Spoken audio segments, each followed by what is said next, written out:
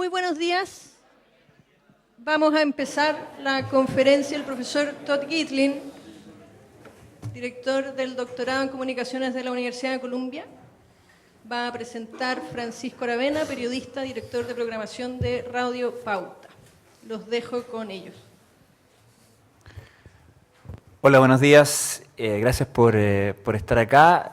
No se van a arrepentir porque el profesor Gitlin es una persona no solamente muy interesante, sino que su área de especialidad y su experiencia, tanto de vida como académica, resulta muy interesante, particularmente en estos tiempos. Y cuando digo estos tiempos, no sé cuándo empezaron ni cuándo van a terminar, pero me refiero como a la sensación de cambio, de redefinición, de relaciones sociales y sobre todo de movimientos sociales y las dinámicas de los movimientos sociales.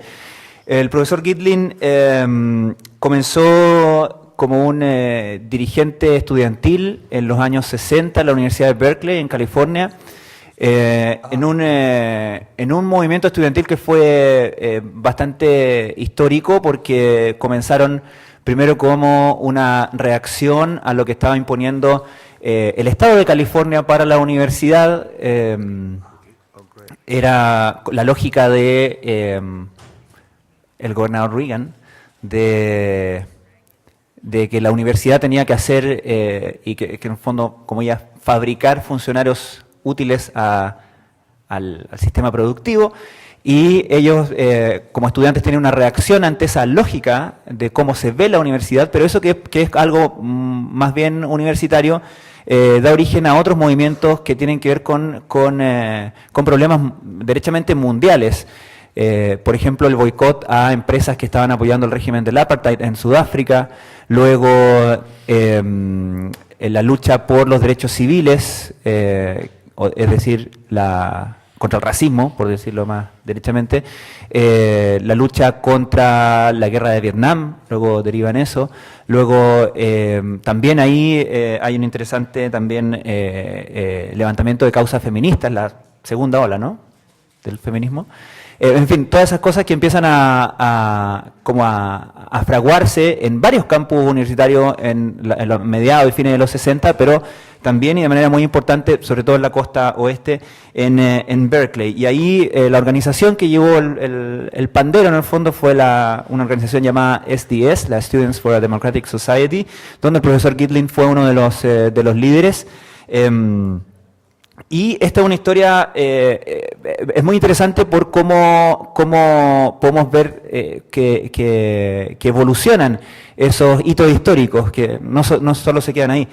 Dicho sea de paso, hoy día se están conmemorando 50 años de el punto cúlmine en las revueltas en Chicago en el año 68 durante la Convención Nacional Demócrata, que también cristalizaron un poco como no solamente la fuerza de los movimientos sociales, particularmente en ese caso movimiento antiguerra de Vietnam, sino también, que es lo que nos convoca hoy, la fuerza de la imagen de los movimientos sociales.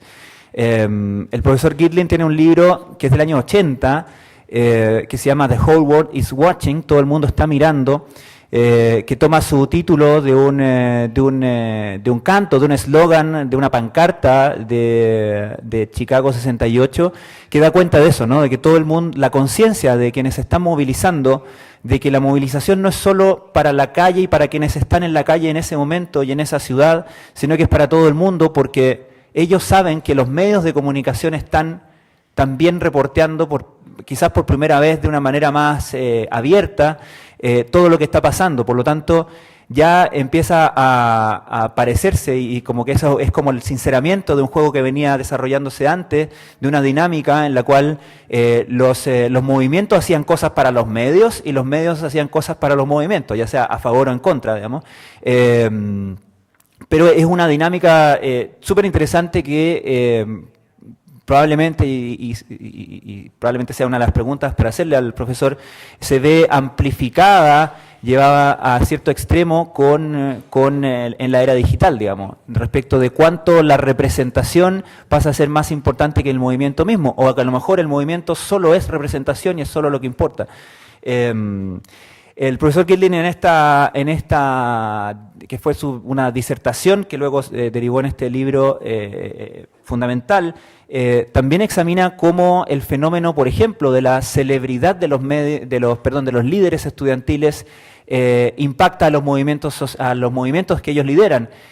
Cuánto los beneficia y cuánto los perjudica, qué pasa luego con eso, cómo los movimientos sociales entran en cierta lógica de la lógica que les piden los medios de comunicación para ser validados, representados públicamente, una lógica que exige que los movimientos sociales tengan cierta organización, por ejemplo, que los líderes tengan cierta articulación, y cómo, y la pregunta es si eso es caer en una trampa o simplemente seguir las lógicas y jugar bien el juego. Supongo que también es un juego gato y ratón. Y eso también lo vemos, creo yo, amplificado, lo vemos replicado más bien en los movimientos sociales que siguieron en las décadas posteriores. El profesor Gitlin, después de ser activista, pasó a ser un analista, es un connotado sociólogo y se ha especializado en estudiar este tipo de fenómenos. Personalmente, y aquí hay varias personas que han tomado su curso en la Universidad de Columbia de reporteo de movimientos sociales, y es de lo más interesante que uno puede tener el lujo de asistir, y uno aprende con él, la verdad, a afinar el ojo, a distinguir ciertos fenómenos en los movimientos sociales y por lo tanto a leer cualquier cosa que está relacionada con eso, ¿no? Me acuerdo de que en la primera clase que yo tuve con él, la discusión era cómo calcular el número de asistentes en una marcha, que es un ejercicio bastante, que todavía no nos ponemos de acuerdo, ¿no?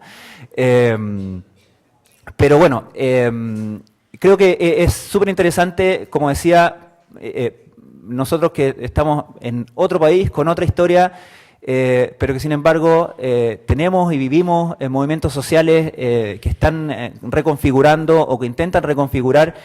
Y así ha sido y así probablemente va a seguir siendo nuestras relaciones, tanto relaciones de poder como otro tipo de relaciones. Y es súper interesante como aprender de lo que nos pueda contar el profesor Gitlin. El profesor Gitlin también tiene un trabajo muy interesante sobre el movimiento Occupy del año 2012, un movimiento que supongo el consenso de la comillas de historia oficial sería como que es un movimiento que fracasó, pero supongo que también es una pregunta válida en el largo plazo, saber si es que efectivamente fracasó o lo veremos o lo estamos viendo resurgir de otras maneras. Y bueno, va a ser, creo yo, una muy buena charla, así que no los dilato más y les presento al profesor Todd Gitlin.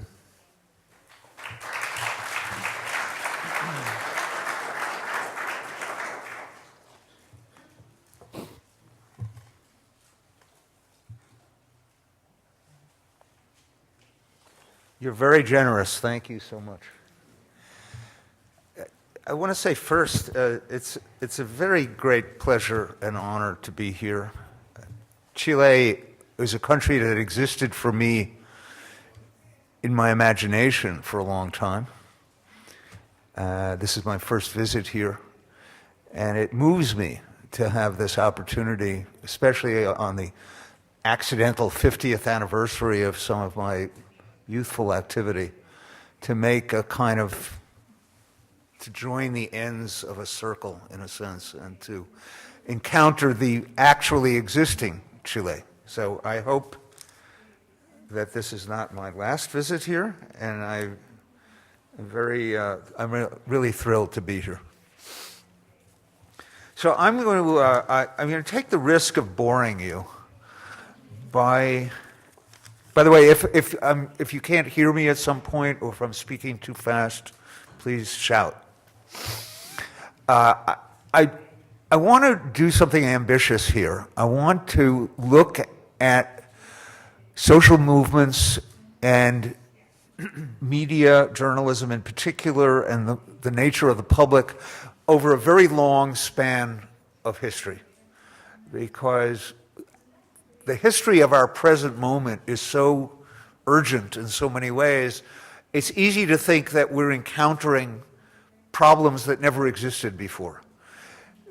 Yes and no. We're encountering, I think, essential problems in the nature of public life and the nature of knowledge, the nature of democracy. We're encountering them in different ways. But these are also ancient problems. So I thought it was only fitting to begin with just a word about ancient Greece. Plato told us in the Republic that knowledge was a relation to the world that was so advanced and specialized, it could only be held by a small class, a caste that he called the guardians. Knowledge is what they knew. And everyone else was looking at shadows. Only the guardians had the ability to penetrate through the surfaces of things and look to the depth of reality. Now, what Plato had in mind by knowledge was logical knowledge. The prime methods that he told us the guardians needed to master were matters of coming to logical conclusions. They were not what today most of our contemporaries consider knowledge, because today's knowledge is mostly empirical knowledge. It's knowledge that's gathered by investigation. The principle that Plato enunciated in the Republic was that the knowledge that counted was something to be understood by the use of the mind, not by the use of the senses. In fact, the senses were misleading. Now I'm going to skip 2,000 years. So, what is it to be modern? What is it to be living in the age of the Enlightenment? However much the Enlightenment is at risk, we are living in an age in which a certain approach to knowledge developed, and it was different from the one that Plato had in mind. So if in the Republic, the people who know are the specialists who have devoted themselves to knowledge and have screened out everything that might distract them. In modernity, especially as a result of that whole current of philosophical development that took place in the 17th and 18th centuries in Europe, knowledge is something that individuals can aspire to, and in fact must aspire to. Must aspire to. At least in theory, it's not restricted to a special caste that is specially trained. Now, for this reason, I want to read to you, and I promise this will be my only lengthy quotation, but just to give you a sense of the flavor of how the promise of knowledge was transformed. I want to read to you from a famous article written by the philosopher Immanuel Kant in 1784. And remarkably, Kant, who was one of the deepest thinkers perhaps in the history of the West, published this article in a newspaper. Hard to imagine that a newspaper would be interested in such a thing today. People were already talking about the Enlightenment. And so his article is called, "What is Enlightenment?" And at the beginning of the article, he says that there's really a single slogan that is central to the whole project of the Enlightenment. And the slogan is, "Dare to know." Dare to know. And he's publishing this in a newspaper. He's addressing this to anybody who's capable of reading, which was a relatively small number of people at that time. But in principle, anybody could be addressed by this article. And here is what he wrote. "Laziness and cowardice are the reasons why such a large part of mankind gladly remain non-adults, or children really, all their lives, long after nature has freed them from external guidance. They are the reasons, these laziness and cowardice are the reasons why it is so easy for others to set themselves up as guardians. It's almost as if he's speaking back to Plato. There are only a few men, he says, that in that time, men and women, but chiefly men. There are only a few men who walk firmly and who have emerged from immaturity by cultivating their own minds. It is more nearly possible, however, for the public to enlighten itself. This is a very radical claim. The public can enlighten itself. Indeed, if it is only given freedom, enlightenment is almost inevitable. A serious optimist. There will always be a few independent thinkers, he says, even among the self-appointed guardians of the multitude. Once such men have thrown off the yoke of immaturity, they will spread about them the spirit of a reasonable appreciation of man's value and his duty to think for himself. A public, he writes, can achieve enlightenment only slowly. A revolution may bring about the end of a personal despotism or of avaricious tyrannical oppression, but never a true reform of modes of thought. So this is a sort of manifesto about the promise of a new relation between individuals and knowledge. And Kant was at that time an optimist. He's writing on the brink of the French Revolution, which he supported. He thought that the process of enlightenment, it was a process, it was not a moment, it was not a formula, it was a process, a learning process.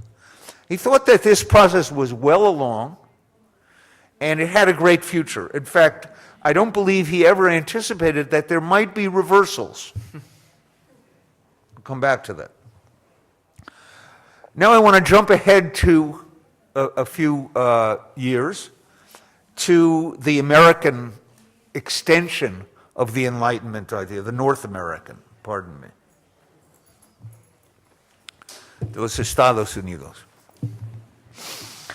In the spirit of this article by Kant, the First Amendment to the American Constitution was written in 1789. And it is most often noted as that place where what's guaranteed is freedom of religion, freedom of speech, freedom of the press, and also less recognized, the right of the people peaceably to assemble, and also the right to petition. If the First Amendment and the other amendments that made up the so-called Bill of Rights had not been added to the Constitution, the states would not have ratified it, and the United States of America would not have come into existence. Now, the premise of all those elements of the First Amendment is that individuals need a variety of views in order to behave like these enlightened people that Kant was heralding. In order to educate themselves, they needed to be exposed to a variety of views in order to make up their minds. They would do it individually, and they would do it collectively. They would do it in assembly. That's the significance of the freedom of assembly part. Now, it's in this setting that we have the beginnings of what came to be called journalism. In fact, there was already a newspaper published in what became the United States a century earlier. But newspapers were just beginning to flourish in the United States, as in various countries in Europe and elsewhere. And the news was attributed, the authors of the news that people read in newspapers were called correspondents. Sometimes they still are today, correspondents, people who correspond, people who write letters. That's what it means. Sometimes that language held on long after correspondents were professionalized. In the course of the 19th century, a correspondent became a journalist, but in a funny way. Correspondence could be anybody.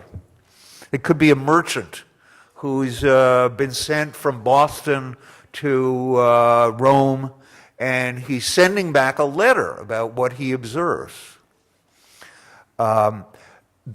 So journalism was a business for amateurs.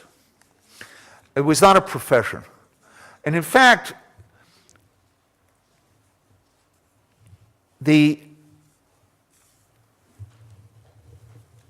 publisher who was imagined, who was contemplated in the First Amendment, was somebody who actually owned the press legally, printed the newspaper, distributed it, and wrote it. It was a one-man band.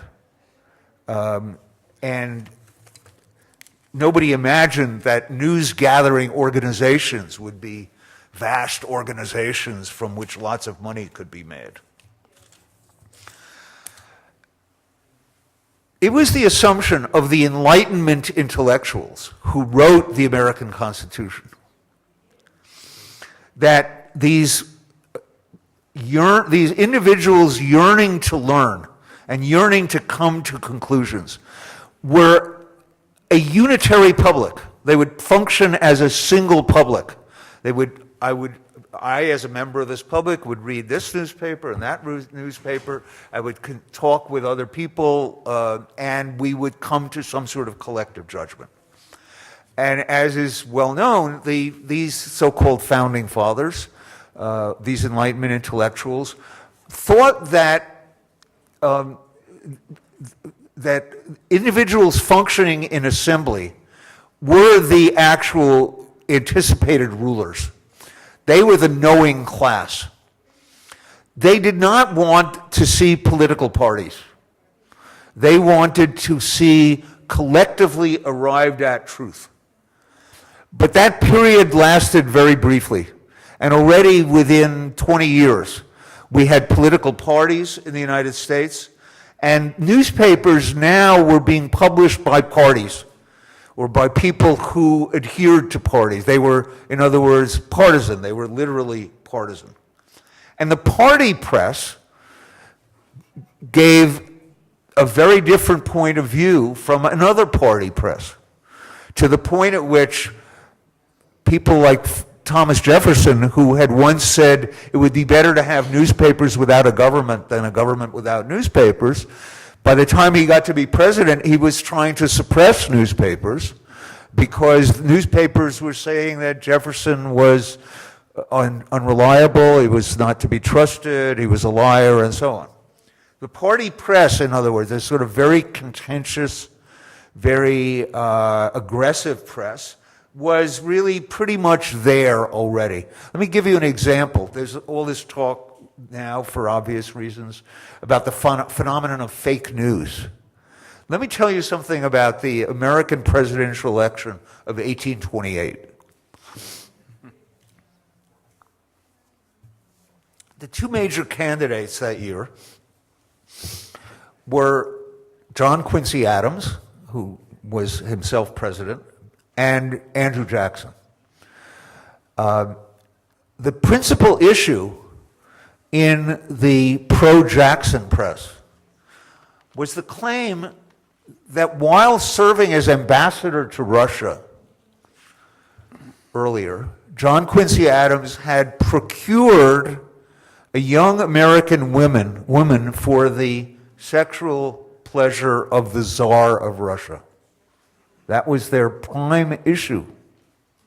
Completely fabricated, completely made up.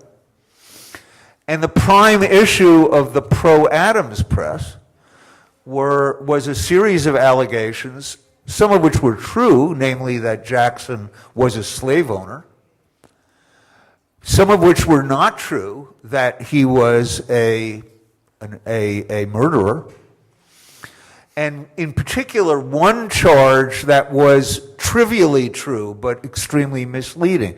It seems that Jackson's wife had a previous marriage, and at the time, and then she was in the process of divorcing her first husband. But at the time she married Jackson, she was still technically married to her previous husband.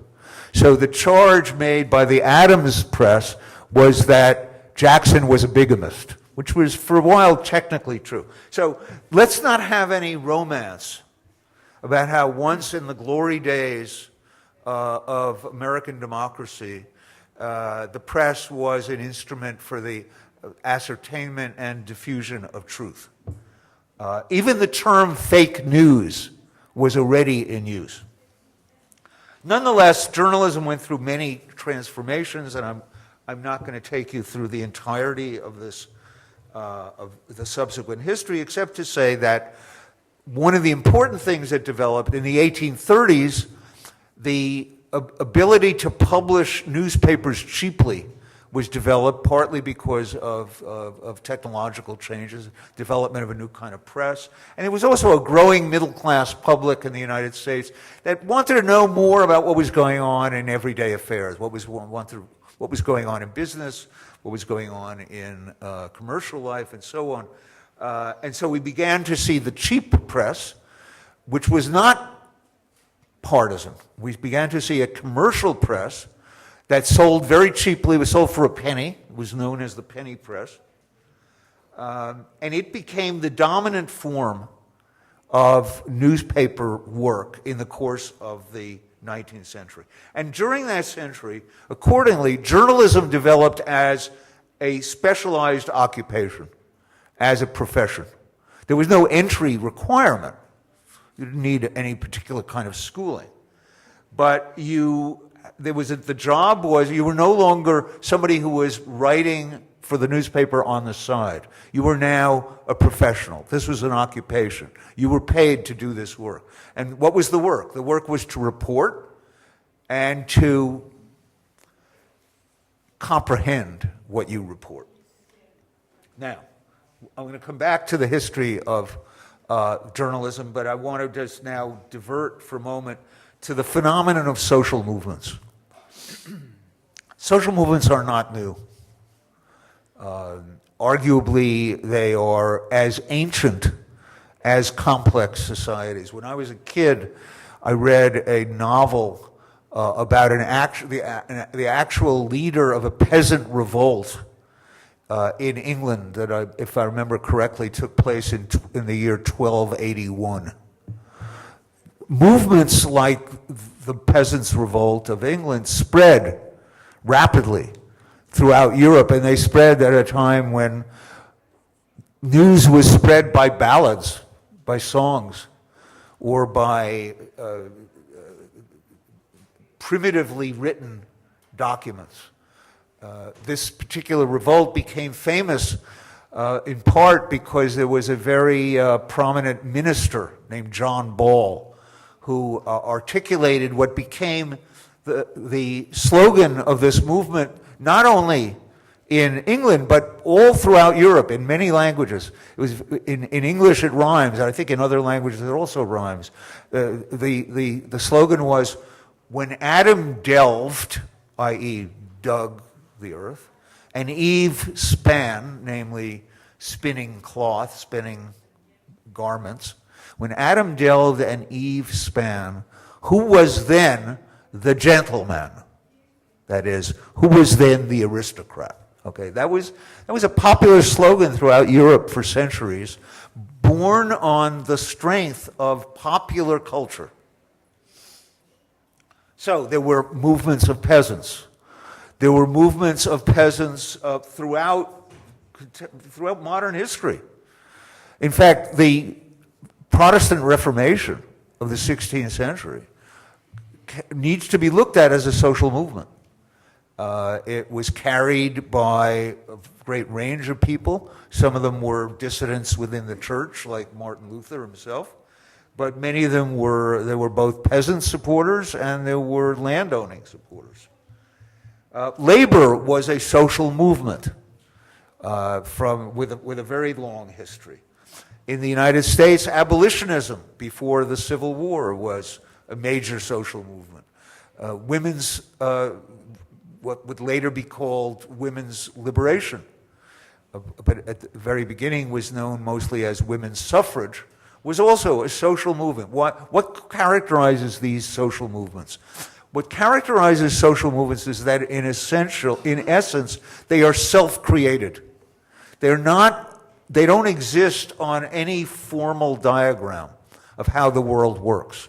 And in fact, they usually arise in order to remedy an absence. A social movement is the emergence of a category of people who may not previously even have recognized themselves as belonging in the same company or the same room. And they insist on having a voice, having a presence, and making history, not leaving history to the formal leadership. We don't know enough of the relevant history to know whether social movements have accelerated in number in recent years, but they certainly don't seem to have diminished. And as you well know, they have unique histories and often appear out of the blue. That is, as if it's like the famous story of the volcano that erupted in the middle of a farmer's field in Mexico. I think it was in the 1940s. Suddenly, 1 minute, a farmer's looking at his field, it's flat, the crops are there, and then the next thing you know, whoosh. Social movements have this quality of seeming to come from nowhere and being both thrilling to the people who are involved in them and mysterious, because they were not anticipated. In a certain sense, I think the analogy to earthquakes is relevant. The earth is unstable. In fact, beneath the skin of the earth, it's liquid. And we now know that what are called tectonic plates are what the surface rests on. And they move. In fact, it's now generally understood. If you look at the map of South America and the map of Africa, it's not too difficult to see that there was a time when they were joined. You know, the bump that sticks out into the Atlantic Ocean, most of which is Brazil, fits into the west coast of Africa. Once upon a time, they were unified.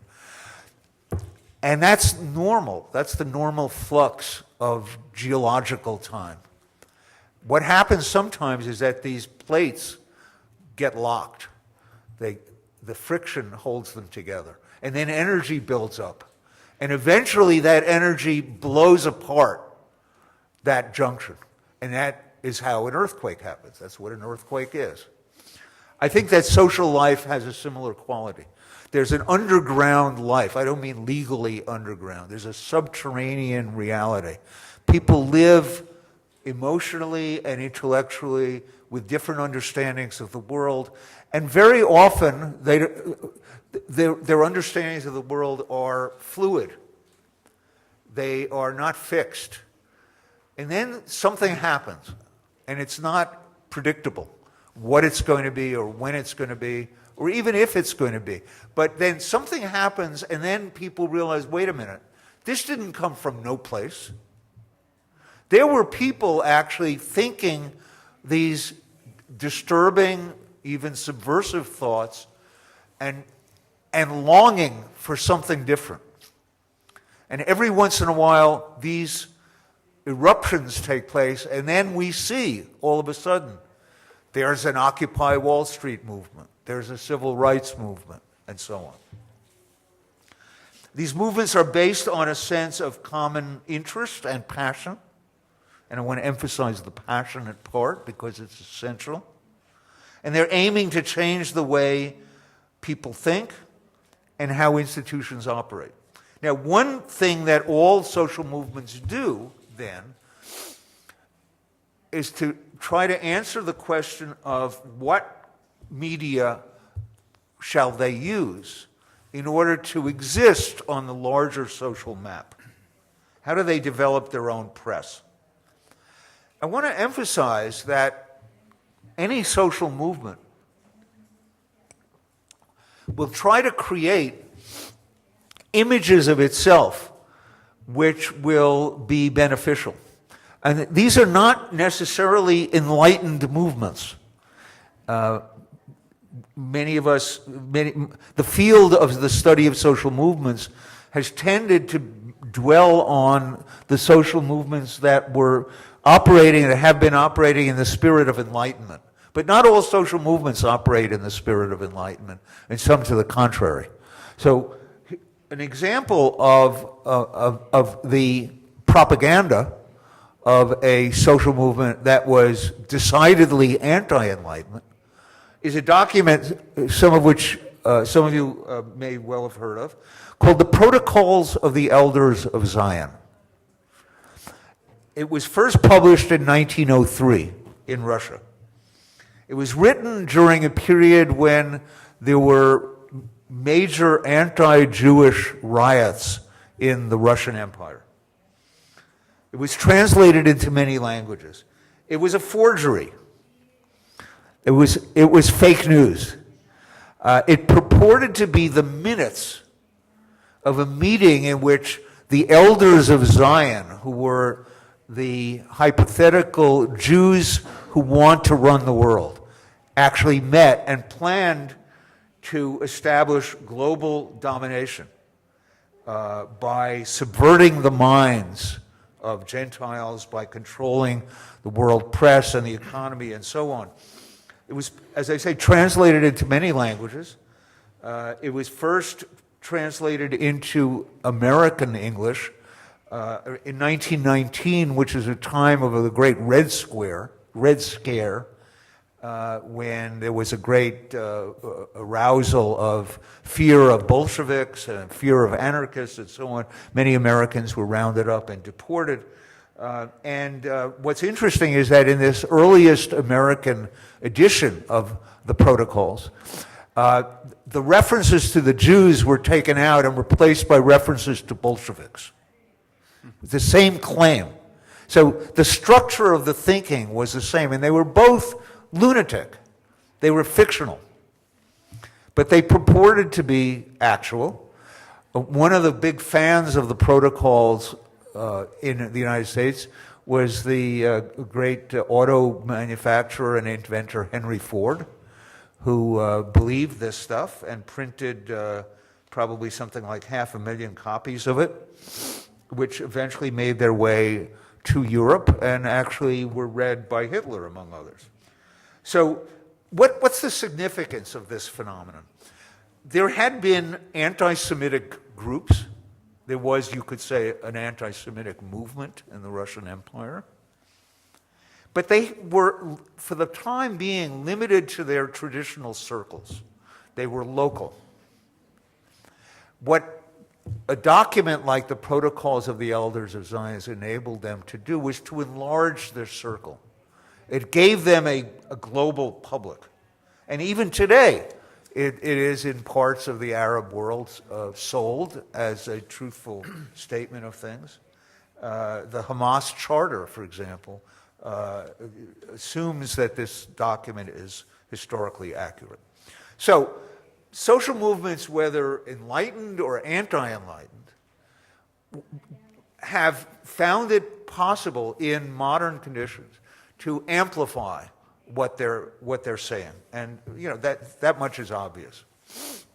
All right, now I want to come back to the history of journalism. I'm going to be oscillating until eventually I hope I can bring it all together without keeping you till midnight. The most important book about U.S. journalism was written almost 100 years ago by the journalist and intellectual Walter Lippmann. It's a book we still teach, I still think it's the best book I know of about the nature of journalism. It was published in 1922. It's called Public Opinion. Toward the end of this book, Walter Lippmann makes what I think is a profound distinction between two different kinds of journalism. The first he calls the journalism of facts. And in order to ascertain facts, there need to be professional journalists who have that duty to unearth facts. And because they unearth facts, a democracy is capable of making more rational decisions than it would be able to make otherwise. But Lippmann thought that was relatively primitive. It was essential, but it was not sufficient for a robust democratic society. What was needed was what he called the journalism of truth. And what did he mean by journalism of truth? The journalism of truth begins with facts, but the journalism of truth goes beyond simply ascertaining what happened, where, by whom, when, and so on. He said the journalism of truth puts the facts in relation to each other to form a picture of the world on the basis of which men, again, old sexist usage, on the basis of which men can act. Put the facts in relation to each other to form a picture of the world on the basis of which men can act. Now, this is, I think, very important for two reasons. Number one, it implies that there is a necessary intellectual process of, to use the language we've used today, connecting the dots. It's one thing to know some facts, but it's a far more advanced thing to put the facts together so that the world makes more sense. It's not just a scatter of facts. To form what today people would call a big picture. The second thing that's extremely interesting in that sentence is that it implies an activist conception of democracy. So I draw your attention back to those words, a picture of the world on the basis of which men can act. Now, Lippmann had been a student at Harvard of the great pragmatist philosopher William James. And Lippmann himself was a player in the world of pragmatism. So the idea here is that it's not just important to know some things, but to form this picture on the basis of which people can actually make democracy happen. It's an activist conception of democracy, in which people don't simply receive information, but they transform information and put it to use in politics. Now, that expresses, I think, the grandest vision of Enlightenment journalism, and I think nobody's ever put it better. Now, to go back to that period, the time Lippmann was writing, in the early 20th century, technology was developing in order to make the spread of information easier, obviously. Radio was the principal development in those decades. And the technologies for amplifying information were used both by states and by public entities, public segments. Monarchies and empires, especially during wartime, were able to make advances in, if that's the right word, in the spread of propaganda. And there were also newspapers and radio, but primarily newspapers and magazines at that time, which took oppositional positions. And so it was understood by the state that journalism had a subversive potential. This is why during World War I, when the United States entered World War I, one thing the government immediately did was to shut down the anti-war press and to throw editors and publishers and representatives of the anti-war part of American opinion, who were primarily the Socialist Party, to throw them in prison and lose them. During the period, now I'm really going to gallop forward. During in the period between more or less 1940 and the 1970s, what we get in the West and in the United States in its own peculiar way is the attempt to create a unitary public sphere of the sort that had been envisioned in the Enlightenment period. Some nations did this through the development of an officially sponsored state organization like the BBC and the other public service networks that came into being in much of the world. Or it could be done in the United States way through a commercial enterprise, mass broadcasting. First radio and then television. Through these new means, it was possible to form a consensus opinion, a sense of what normal people think, a sense of what common sense looks like. And because the institutions for diffusing it were so relatively centralized, I mean, the United States, this vast territory, during 1945 till 1980 or so, had basically just 3 television networks. And that meant that the culture that was generated by these institutions was relatively uniform. There also emerged social movements that disagreed.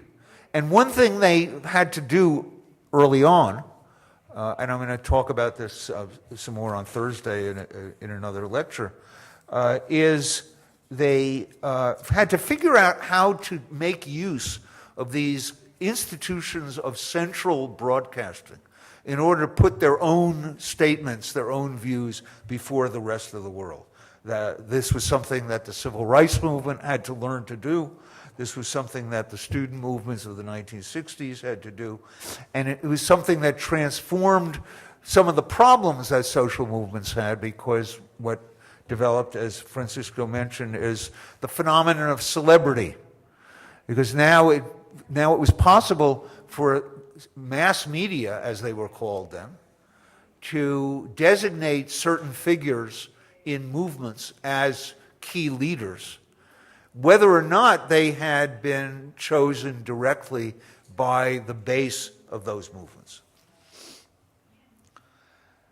Now, during the 20th century as a whole, you could see, in a certain way, you can write the history of the 20th century as a history of propaganda. You could write it, when Lenin wrote one of his foundational documents about Bolshevism, one of the first imperatives he set forth, there must be a central newspaper. That was one of the first things he advocated before the Russian Revolution. And that principle became embraced by others. So in Weimar Germany, Hitler also understood well the importance of propaganda in forming a sense of the common view. And even on less dramatic scales, up until through the 1970s, any social movement that wanted to be heard had to filter itself through the institutions of the dominant media.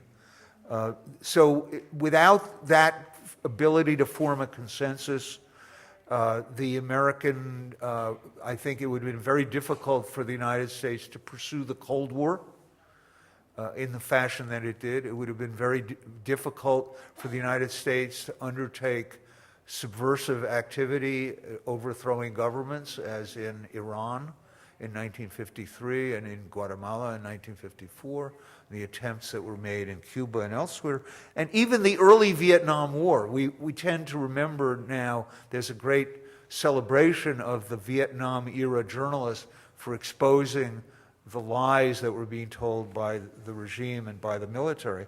And that is true after a certain point. But in the initial phases of the war, the media were actually quite subservient and happy to be deferential toward power.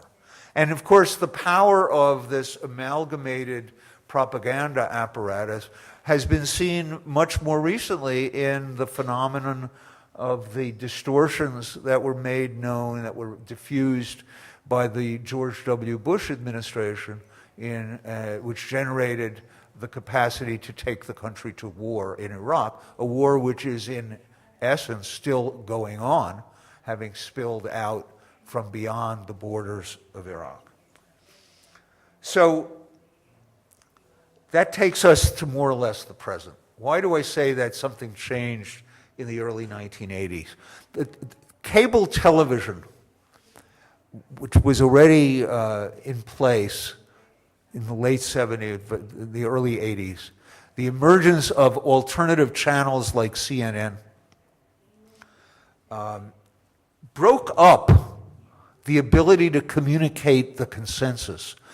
It was harder to believe that there was a unitary public sphere. It was harder to believe that there was a single public. Right-wing politicians began to make much of the claim that the consensus that had developed among the media was, in their terms, liberal, in the U.S. sense of being, that is to say, left of center. In 1995, the media tycoon Rupert Murdoch, having illegally, it's another story we don't have time for, but having illegally achieved a central position in American media by buying a bunch of entertainment stations and a studio, even though the law forbade ownership by a foreign corporation. Murdoch was Australian. On the strength of his achievement in having carved out a position in American media, in 1996 he started the cable, his version of a cable news network, Fox News. And Fox News became, in a sense, the center of a solar system of right-wing media operating through radio, through television, through the printed press, and increasingly in the world of social media. But that was not the only sign that the hegemony of the old consensus was breaking up. The cultural consensus was breaking up. There were now multiple kinds of popular music, very different from each other. Subcultures, youth subcultures especially, became more and more evident, and the idea that there was a single central theme in American culture began to diminish. And around this time, for other reasons, actually in the 1960s, the newspapers began to lose circulation, especially among young people. So the period of the last almost 40 years now is a period of fragmentation and polarization. If the spirit of much of the 20th century in American journalism was the evolution of consensus, it's operated in a different way, quite the opposite, since the 1980s and especially since the emergence of Fox News. And what entrepreneurs like Murdoch understood was that the commercial base for their version of a successful business would be achieved by the arousing of emotion. This is something that all media in their own ways try to do, but it is it came to flourish because Murdoch had the understanding of how to make a commercial success out of a propaganda model in media. And so it has come to pass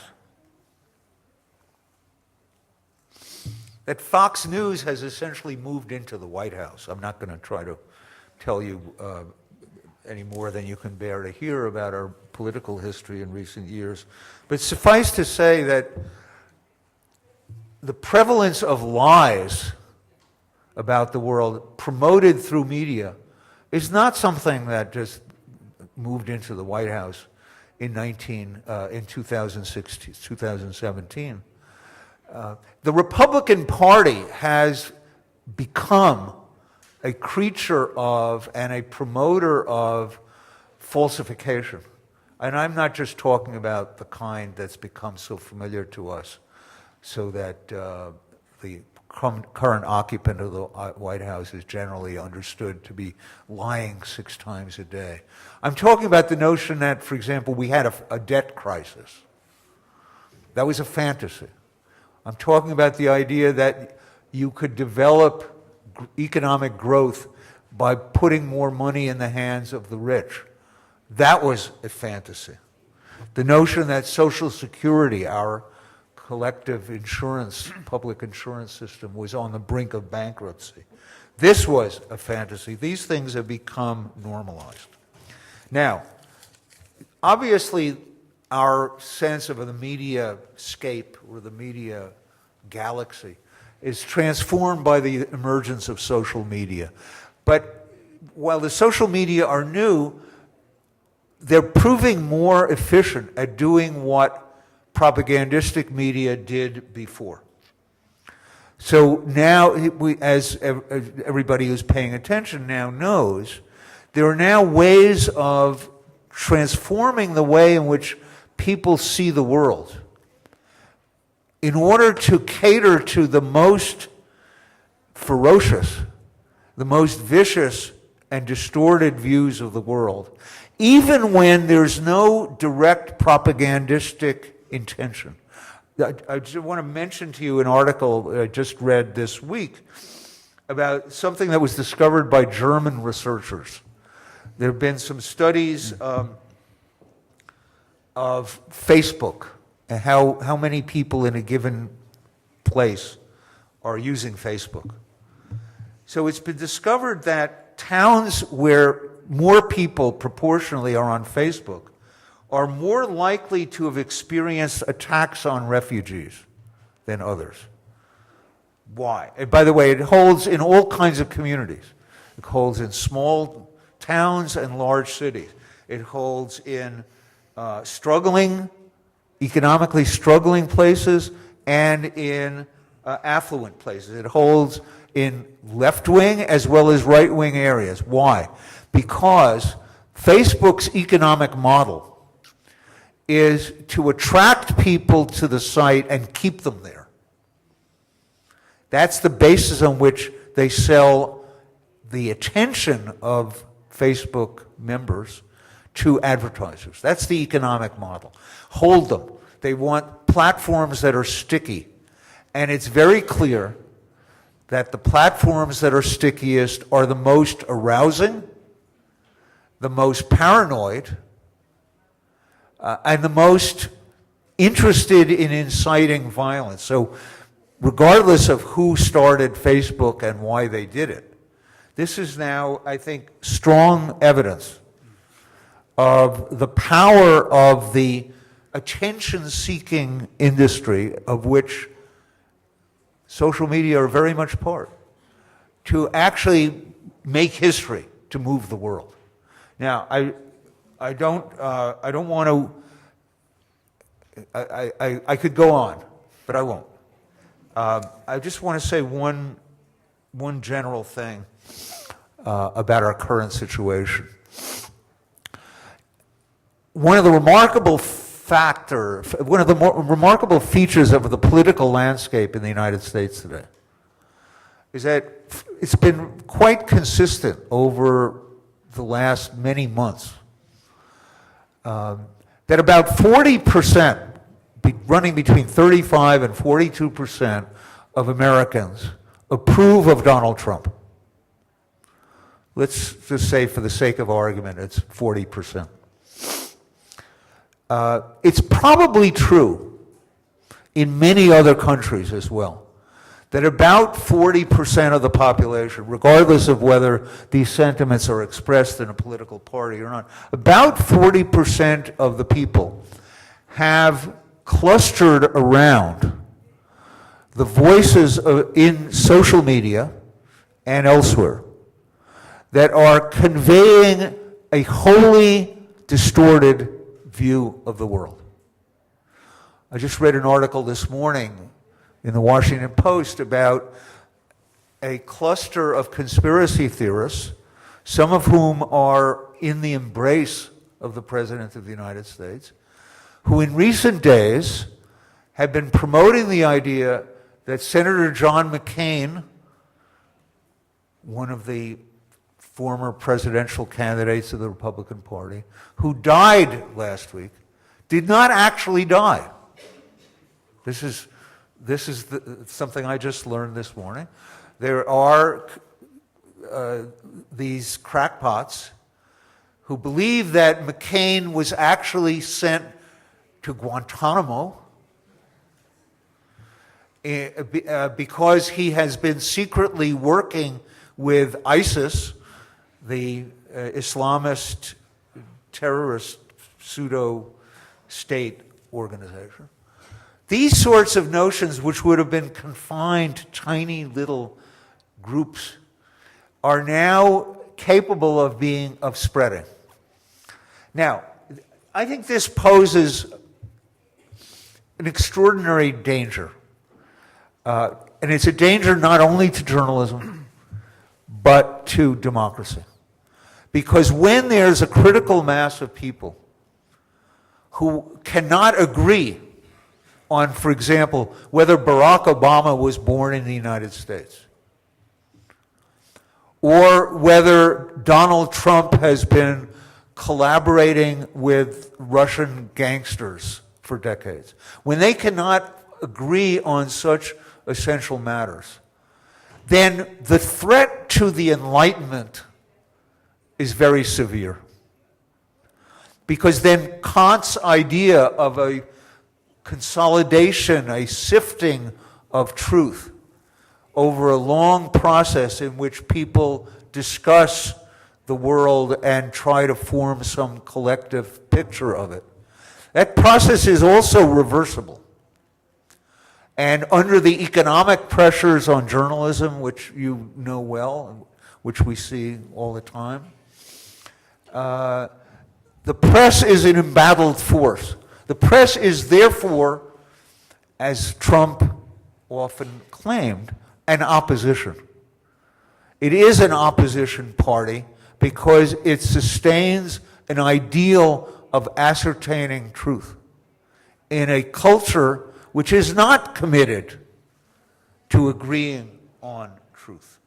And that is why journalism, however embattled, now has a crucial task. And when I say journalism, I mean not just official journalism, not just organized commercial journalism. The work of truth-telling has never been more important if we are to strengthen and revive the Enlightenment and to stop the onslaught of lies. Thank you.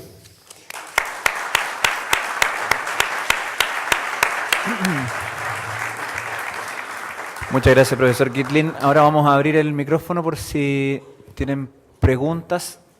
Aquí hay un micrófono. ¿Vas a ir con el micrófono para allá? Sí. Solo tienen que levantar su mano y verse. La última parte, la de verse, no la estoy...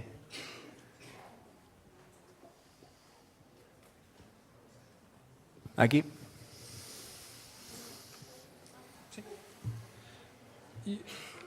I'll ask the question in English. It's okay.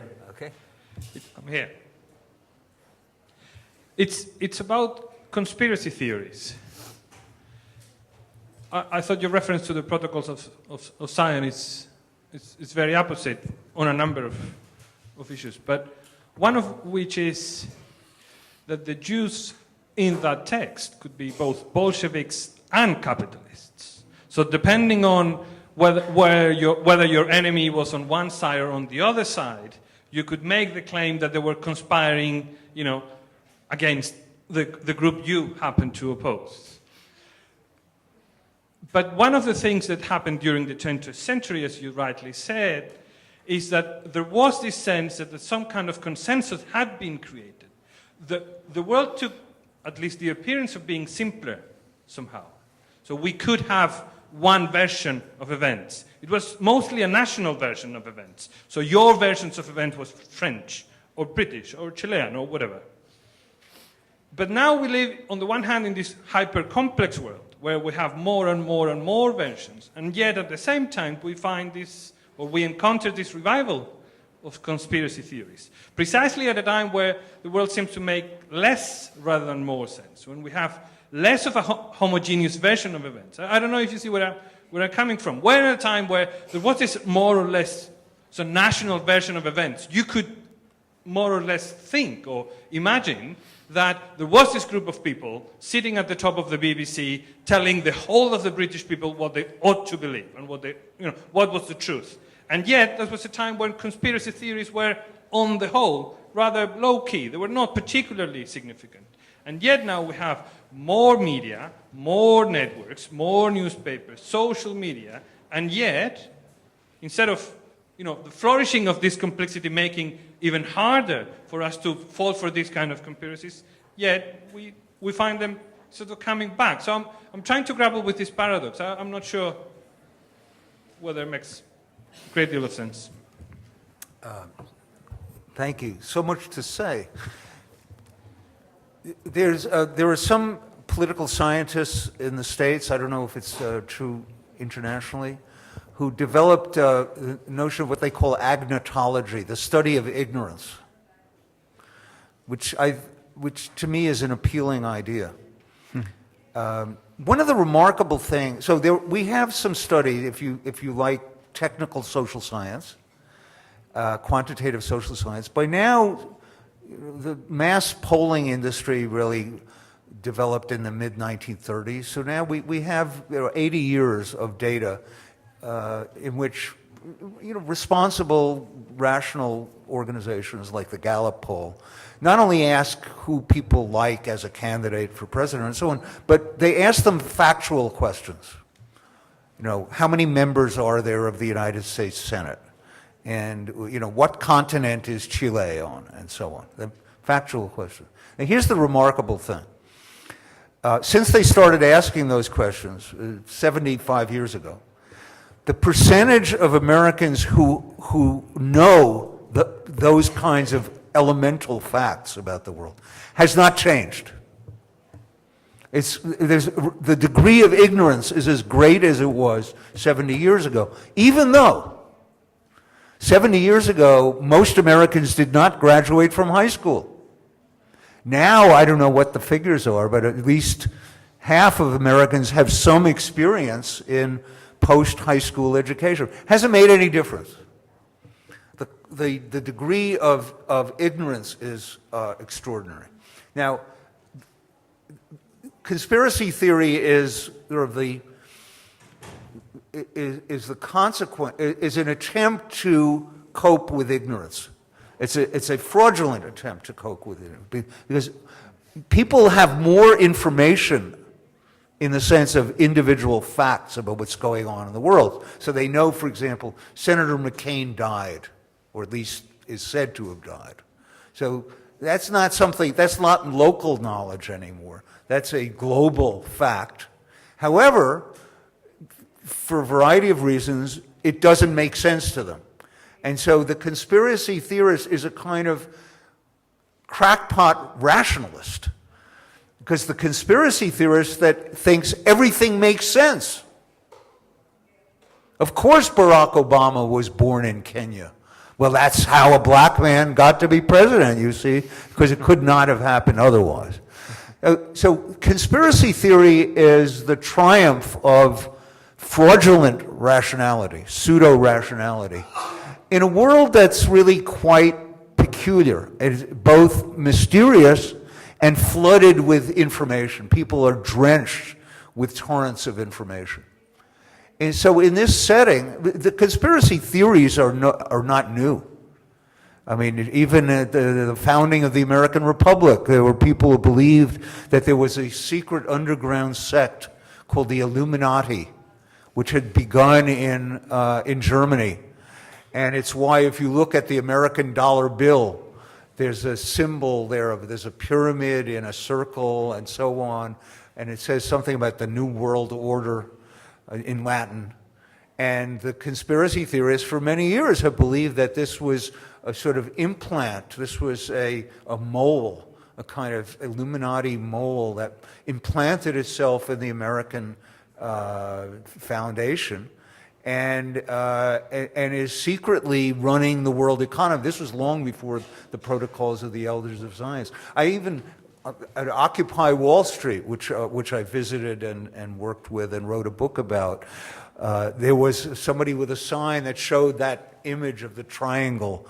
There were those people who are neither left nor right, really, who believe that the Federal Reserve Bank is a sort of a plot that was undertaken, not necessarily by the Jews, but by some dark forces. The notion that dark forces are in control is very common. So, I mean, this is a kind of perverse distortion of the Enlightenment. Yes, the world can make sense, but only if you use the key we give you, we the conspiracy theorists. So we know who Lee Harvey Oswald was working for when he killed John Kennedy. We know that these children at schools that have been subject to massacres recently are not actual survivors of the massacre, but they're actors. This is also a big theme in our present day crackpot media. They actually make this claim. There are the parents of children who were murdered in a school shooting 5 years ago in Connecticut. The parents have been driven out of their homes under threats because there is a social movement who believes that the whole thing is made up. The shootings didn't happen. The children didn't die. This is all a plot to take guns away from Americans. Okay. So these beliefs thrive in modernity. I doubt there are any more believers in this than there were 200 years ago. But the means of communication have enabled them to get installed. And now they have taken up residence within one of our major political parties. So we're facing something that's in these ways quite unprecedented. I'm sorry I drifted away from your original question. Okay. Perdón. Estaba ahí primero. Sí. Hi. I believe that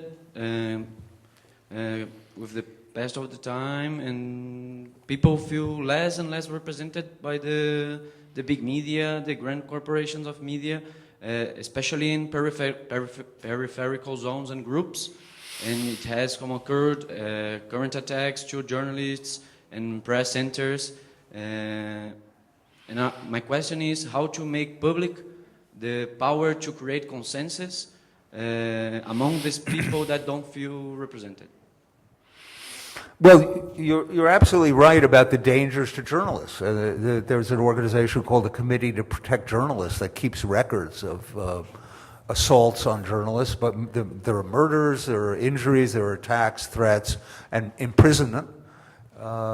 Turkey, for example, has become a country where it's very dangerous to practice journalism now. Obviously, Russia, and there are many others.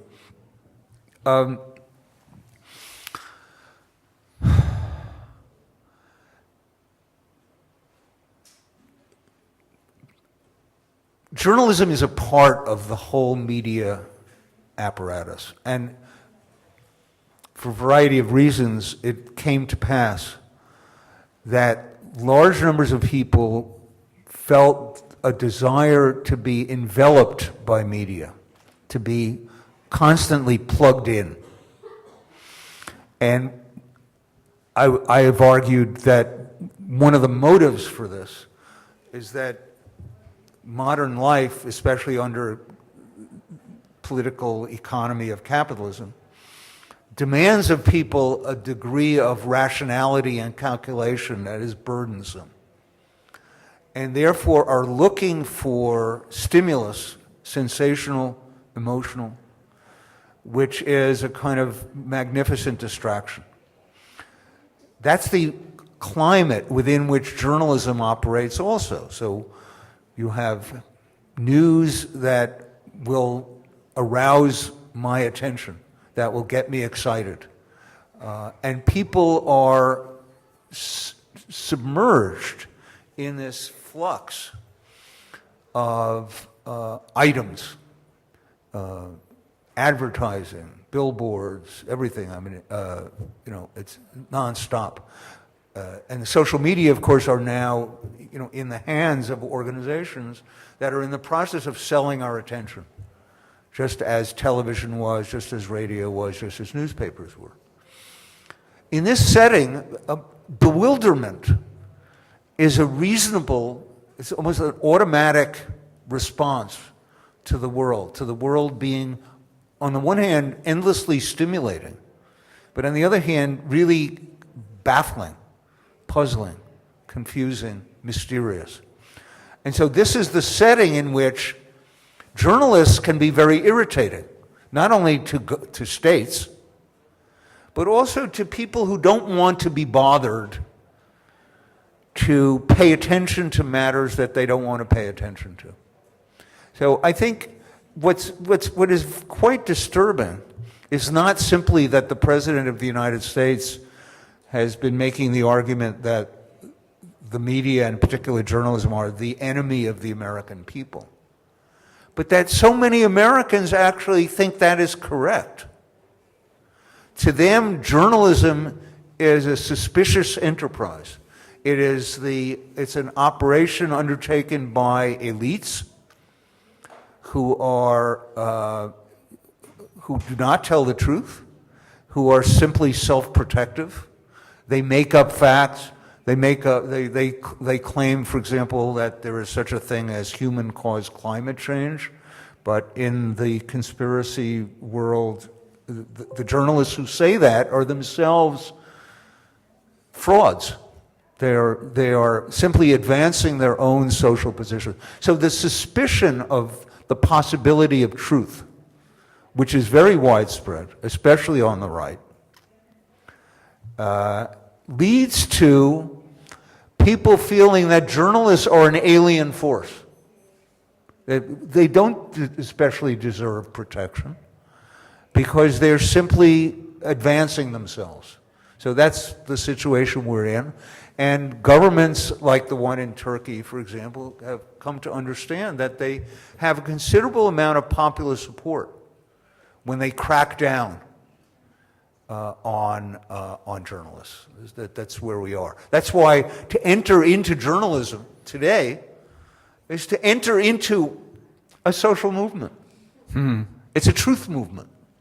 And it has enemies. And it has many rewards, but it's also not a walk in the park. Vamos con ese imposible mejor cierre, motivante para todos los que están acá. Terminamos, disculpa, se nos acabó el tiempo, pero thank you very much, profesor. Muchas gracias a todos por venir. Thank you. Thank you.